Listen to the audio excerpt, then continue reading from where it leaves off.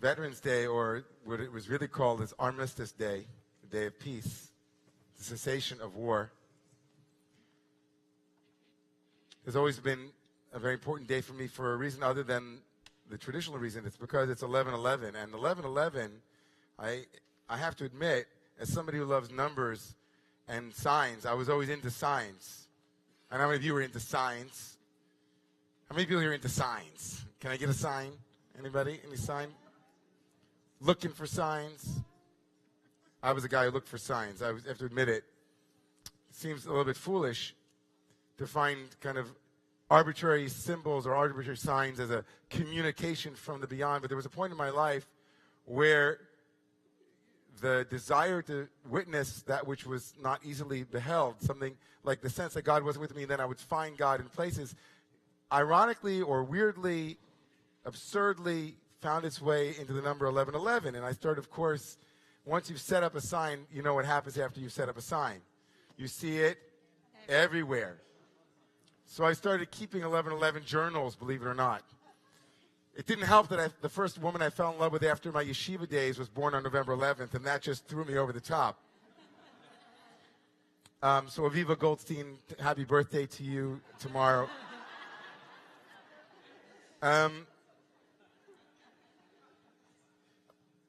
Signs and the confusion of evidence and whether or not we live in a world which is, confirmation bias and the things that we bring to moments, and whether or not we observe and change that which is observed. If you can apply Heisenberg's uncertainty theory to kind of the way we live our normal days, we want to see something and then there it is.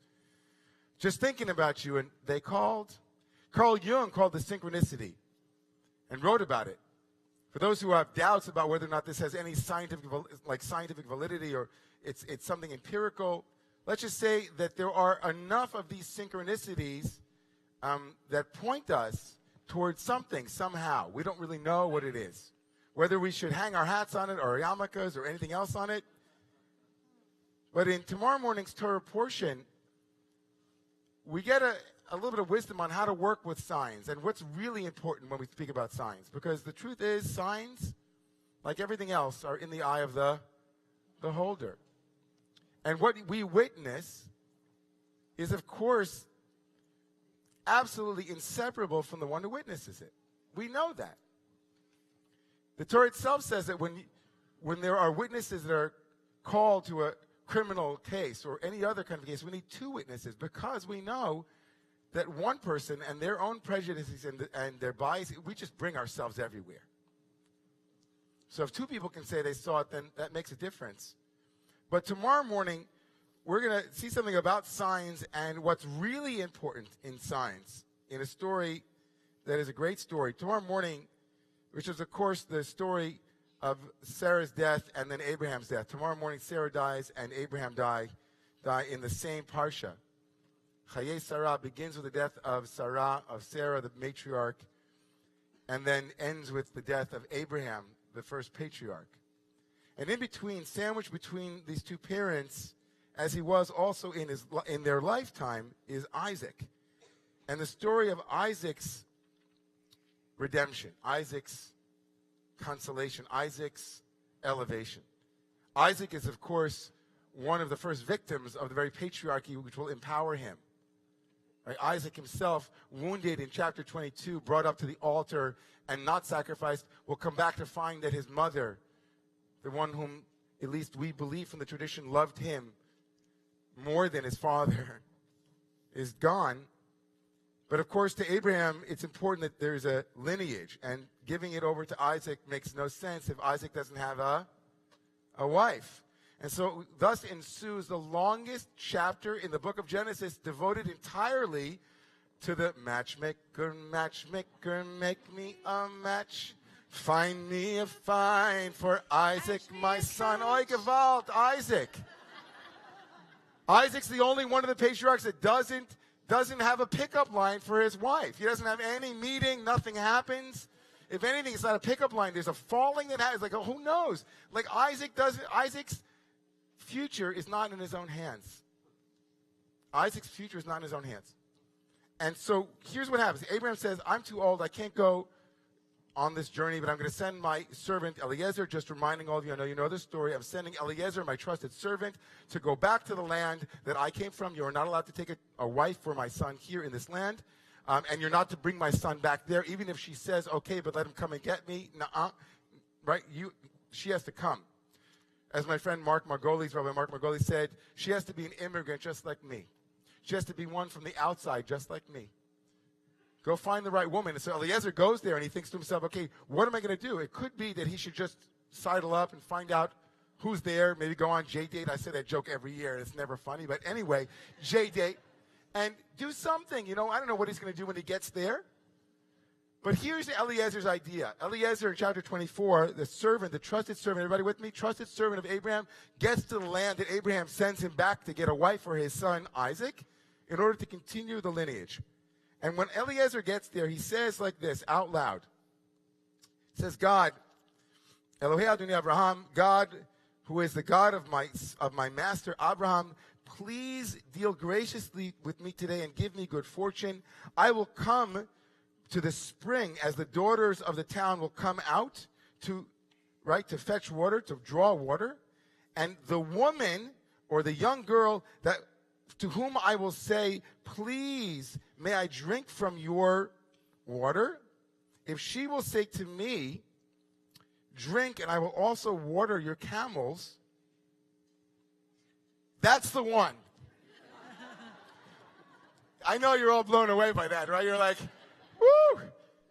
She has all of the bona fides. That's it. She's degree, she can, good family. If she, this is a big deal, though. It's a big deal. It's a big deal. She's generous. She's generous. Now, what happens with the sign? He had not even finished speaking, and Rebecca comes onto the scene. She makes an entrance, right? She's related. And she does everything he says. He comes over to her. Eliezer comes over to her. He says to her, please, can you give me some water from your jar? And she says, she says, great. Here, she fulfills the sign. And he's thinking, wow, that is so great. The sign. That's what I was looking for. I set it up. And sure enough, she fulfilled what I wanted. But here's something interesting in the text that I want to focus on now for the next 5 minutes, and then we'll come in for landing. He finishes drinking, Eliezer, the servant. And then she says, I'm also going to give your camels to drink. Great, right?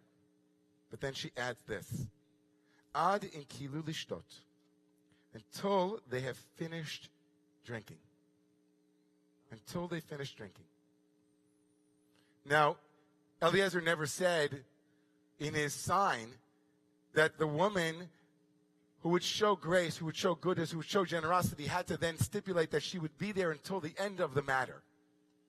And one of the great Hasidic masters who also leaned towards Musar says, this is the key of the whole story. Do you understand this little moment, this phrase that is offered from a spirit of goodness, a spirit of quality, a character trait, not a state, not a moment, but something ingrained in Rebecca that was so profoundly important that this is what won the day for Eliezer. This was the trait and not the sign.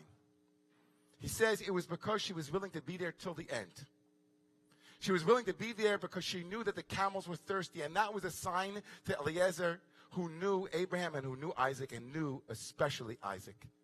That Isaac was going to need somebody that would be there for him for the long road of healing, the long road of reconciliation, the long road of a parched son who never received his father's love, who was bereft of his parents, who was tired of suffering day in and day out in his life, whose amygdala had never fully recalibrated. He was going to need someone who knew what it was to not only offer water, but to be there until that thirst was quenched. Ad in kilu lishtot, until they finished drinking. She would listen and see, do you need more water? I'm going to be there with you. Ki lo ezavcha. I won't leave your side, Rebekah said. And in those moments, Eliezer moved from sign and symbol and interpretation to looking for a character quality, a behavior. That even all the signs in the world would not have been sufficient had she not given those words. Those words signal to him, you know something? You can bring somewhere, you can bring us to water, right? You can bring us to a sign, but that's not the sign. The sign was, Adin Kilu the Shtot, says Roshmelka of Nicholsburg. Adin Kilu the Shtot. How about us? How about me? How about you? Every single week of the year that we commemorated this past week has been yet another moment for me personally. I don't know about you. I'll speak for myself. I almost always do. Has been a moment of, I'm getting thirstier and thirstier. I don't know if I can make it across the desert. A yortzeit a year. We can all remember where we were a year ago, this past week. November 9th was a commemoration of Kristallnacht. I can imagine that there's no exhaustion greater than the exhaustion of an anticipated suffering that's coming around the corner, or an anticipated newsreel that's coming this coming Sunday or next Sunday, another church, another mosque, another moment. Each and every one of us is another Yitzchak, and we need our Rivka, we need a Rebecca to say, we know it's going to take a long time for you to drink. Adin Kilu L'Shtot. The evidence is everywhere. The signs are everywhere. We read them as we want to read them. But the character traits that we want are longevity, patience, love, and ability to say more than was expected of us and to give more than we could or thought we could. Adin Kilu L'Shtot. Until I'll keep drawing water until you're finished drinking, Rebekah said to Isaac. And sure enough, when Isaac sees Rebekah, he's consoled. Vayinachem. He's consoled. My mother was the well I went to when I was parched. My mother knew how to give me the nourishing waters of recognition. And what do I do without my mother?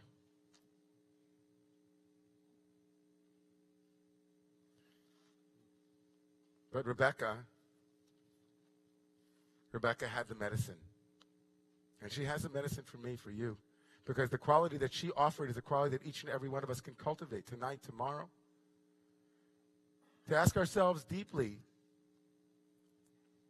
as St. Francis of Assisi wrote, ask not to be consoled, but to console. Love that.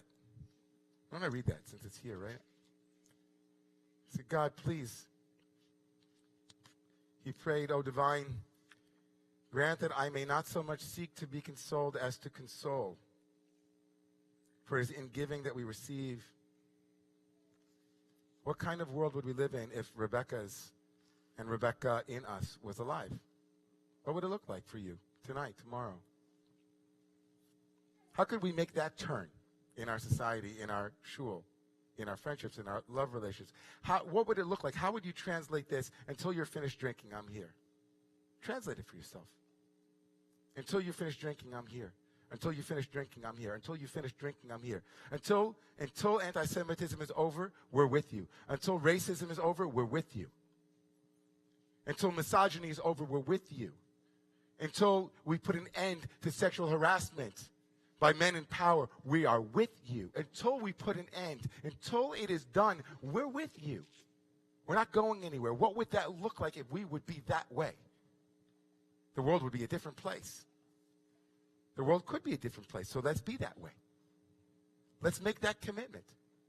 Because every Shabbat is an opportunity for us to make a promise, so let's make a promise tonight, tomorrow. I want to be like Rebekah. When someone comes looking for a sign, I say, I don't have a sign for you, but I have a character trait. I will listen until you're finished speaking. I will hold you until you don't need holding any longer.